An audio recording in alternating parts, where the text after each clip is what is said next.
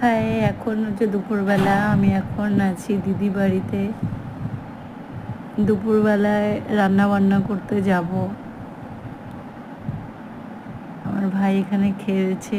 ভাই বলতে আমার দিদির বড় মেয়ের ছেলে। আমি এখন চলে এসেছি রান্নাঘরে। অনেকটা কাজ গুছিয়ে রেখেছিলাম, এখন প্রায় ফিনিশিংয়ে। এখন আজকে রান্না করেছিলাম একটা সে আলু দিয়ে বেগুন দিয়ে একটা তরকারি করেছি দুপুরবেলা, ডাল। ব্যাস। আমার রান্নাবান্না করতে একটু ভালোই লাগে, মানে পছন্দ, কিন্তু তোমার সেই গরম লাগে বেশি, এই জন্য আলসে লেগে যায়। না, আমরা রান্না করতে খুব ভালোবাসি।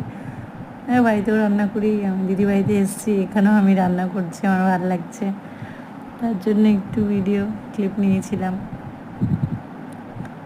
রান্না করতে করতে তখন তো আর কথা বলা যায় না, তখন স্ট্যান্ড করে করেছি, পরে ভয়েস ওভার দিতে হচ্ছে। কড়াই এত গরম ছিল, মানে বুঝতে পারিনি, হাত দিয়ে ফেলেছিলাম, তাই ওরকম চমকে উঠলাম। একটু অগোছালো টাইপের কাজ করি, তারপরে আবার সবটা জিনিস আবার যখন বেরোনোর আগ দিয়ে সব সুন্দর করে গুছিয়ে নিই। কেন কি কেউ অগোছালো দেখলে আমার সেটা ভালো লাগে না। আমি করব, কিন্তু আমি আবার সুন্দর করে সেটা গুছিয়ে নেবো আমি আমার মতন করে। এই হচ্ছে ব্যাপার।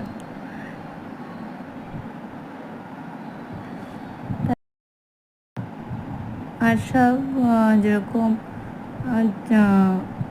আছে, মানে মানে কি বলবো, মানে সারাদিন কাজ কাজবাজ, এখানে গল্প গুজব সব থাকে একটা।